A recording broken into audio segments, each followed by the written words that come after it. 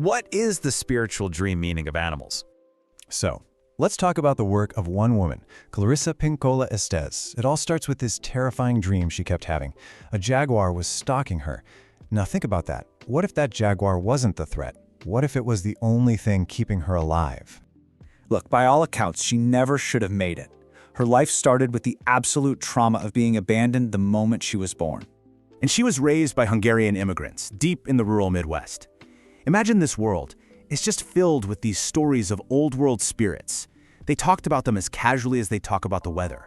And on top of that, she endured unimaginable trauma, sexual abuse as a child, all while fighting through poverty in a culture that basically told women to shut up and stay quiet. And yet, she became a Jungian psychoanalyst anyway. But not just any analyst, no. She's the one who wrote Women Who Run with the Wolves. You know the one, that book that just cracked everything open for women who are absolutely starving for permission. Permission to be feral, to be untamable. And let's be clear, she didn't get there because life was easy. No way. She found her way through the animals that came to her in her dreams. The wolf, it showed up when she was completely broken. The bear, it just stood there, guarding the door to her unconscious. And that jaguar, it was always there, pacing, reminding her without a single word that she still had something inside her worth protecting. You see, these weren't just random, meaningless images. They were messages. Which brings this whole thing right back to you. What are you ignoring? So, I want you to really think about this. When was the last time an animal showed up in one of your dreams? A snake, a bird, anything. And be honest, did you just brush it off? Just dismiss it as nothing? Okay, but what if that dismissal, that easy out you took, telling yourself it was just random brain noise, what if that actually cost you something? Something you can never get back? Just think about this for a second. What if that animal, that wolf, that eagle, whatever it was, what if it was the only part of you left that was still fighting for your survival? Okay, this is what you need to get, like right now. These dreams, they're not just dreams. They are your body's ancient language. Think of it like this. You've got two selves, right? There's your waking mind. It's all about logic, performance, doing what you need to do for social survival. But then there's your unconscious self. It doesn't speak in spreadsheets and to-do lists. It speaks in symbols. It runs on pure instinct, on ancient gut-level truth. You know, the psychoanalyst Carl Jung, he had a name for this. He called them archetypes, these universal symbols that come from our shared, collective unconscious. And he said animals were some of the most powerful ones. Why? Because think about it, before you had language, before you learned how to please everyone else, you had instinct, you had your animal body. So, look, you can call them archetypes, you can call them omens, like your grandmother might have. I don't care what you call them. Your body calls them truth. Plain and simple. When an animal shows up in your dream, it is a desperate message about something that your polite, waking mind is absolutely refusing to look at. And let me be crystal clear about this. We're not just talking about some cool theory or old folklore here. This is a clinical warning.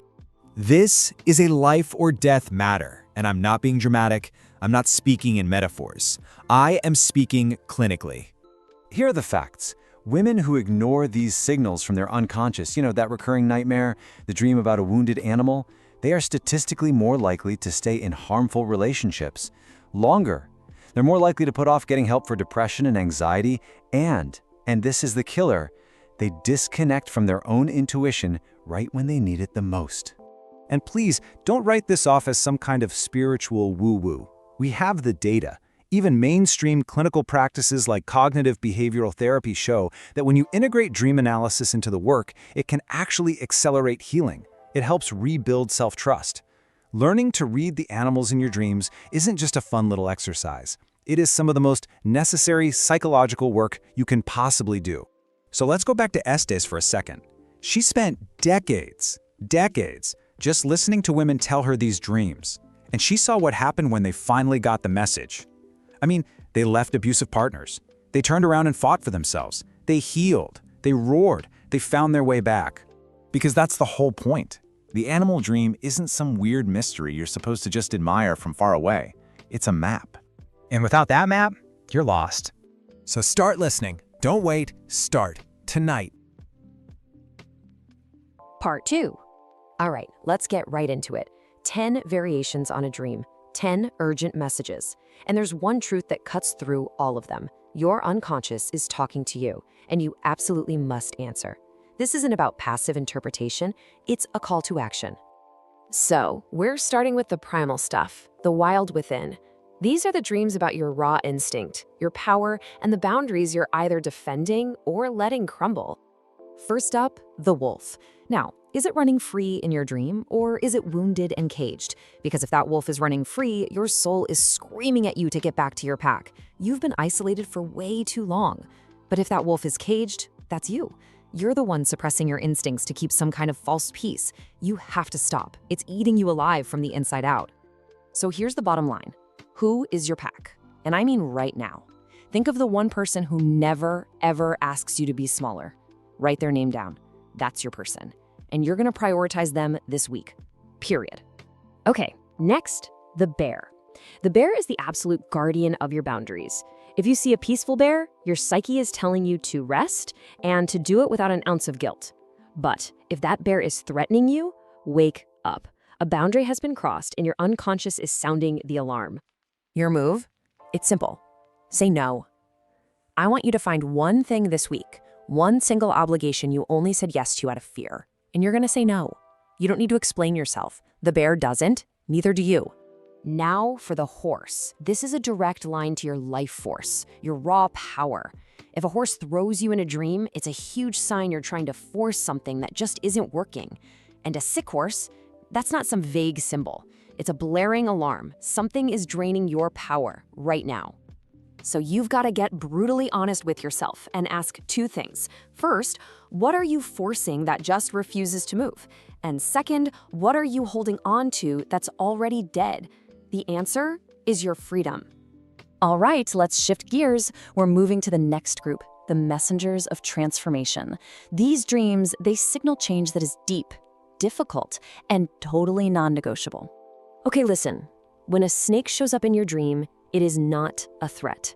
Think of it like a contract. It's an official notice that something in your life, a belief, a relationship, maybe even a version of yourself, has expired. It's time to shed that skin. And get this, if the snake bites you, you really need to pay attention because the venom is also the medicine.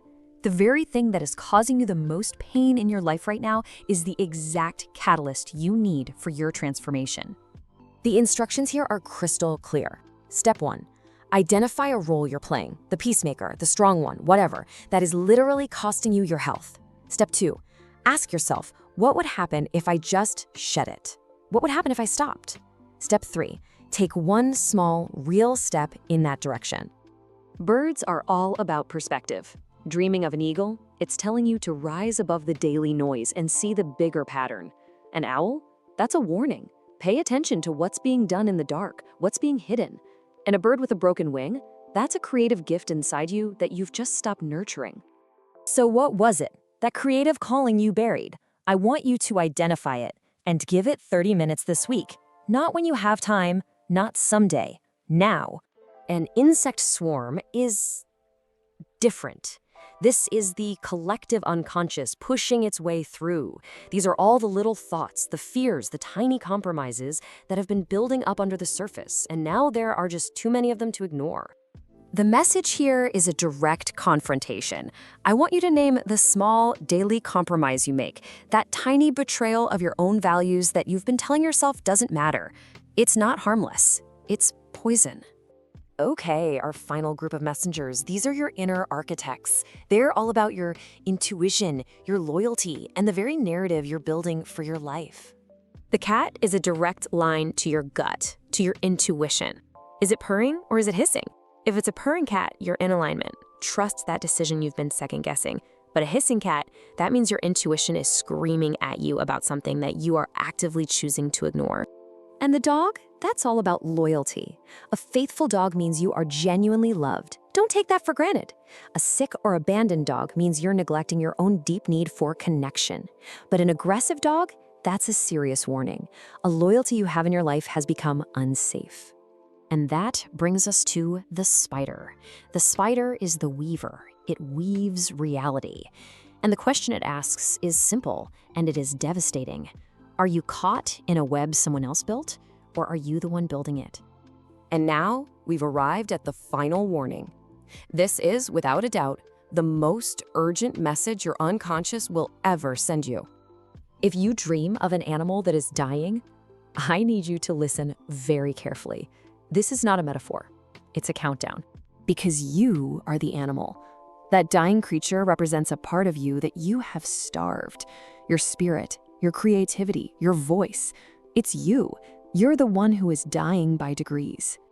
So the final question is the only one that really matters. What part of you have you stopped feeding? Find it, and then find support to bring it back. Not someday, now. Part 3. Just reading this isn't going to cut it. Every single application we're about to go through is urgent, and every one of them needs to be acted on now. So let's be crystal clear about something. You do remember your dreams. You're just suppressing them. So this first application, yeah, this is for you. Now, this isn't mysticism, okay? It's pure neuroscience. That simple act of just reaching for the memory tells your brain to preserve it.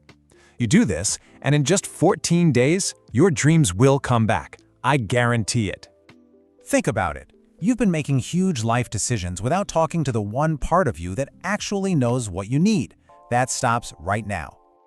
All right, if you're a visual person, if you learn through images and symbols, this next one is for you. It's called the Animal Oracle Practice. And pay close attention to step 3 because it is absolutely the most important one.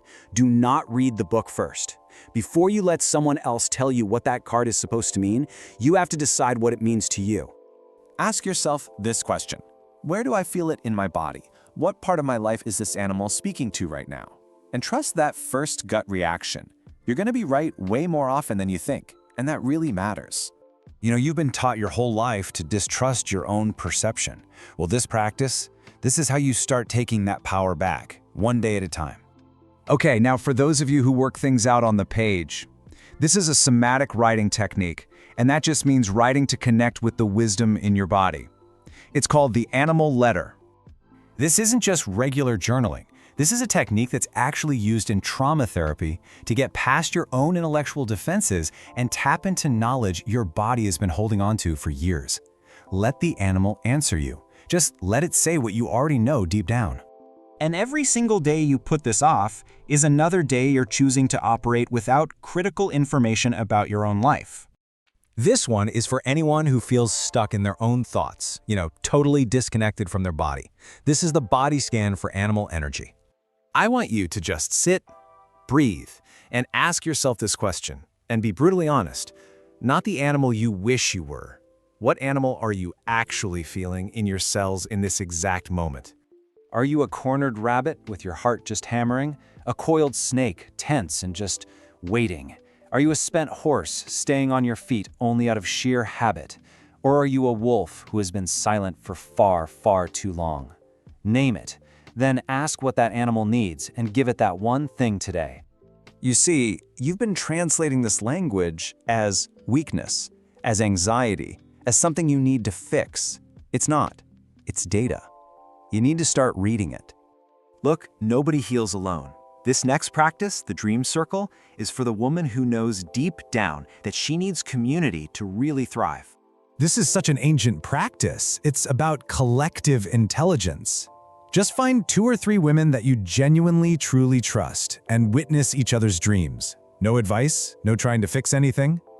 What women know when they're together in circles, they can't be talked out of it. Isolation is the breeding ground for trauma, and it's where instinct goes to die. The circle shatters that isolation. You need this. Go build it. All right, for the analytical mind, the one that needs proof and structure, there's a method for you too. It's based on cognitive behavioral therapy, or CBT, and it's all about changing your patterns of thinking. It's called the CBT Dream Reframe. Look closely at these steps. This isn't about erasing the animal from the dream, it's about changing your response to it. You don't run, you turn, you face it, and you ask it what it needs. What you're doing is retraining your entire nervous system to meet a threat with curiosity instead of just plain avoidance. And the research shows this works. It's clinically proven. So there is absolutely no good reason to wait on this. And finally, for the woman who just needs to get out of her head and into the real world, This is a practice of radical presence, the nature encounter. Go outside, by yourself, no phone, no earbuds. And when you see an animal, a bird, a squirrel, whatever, just pause and ask yourself this question. This isn't magical thinking. It's about training your attention to find meaning in the living, breathing world around you.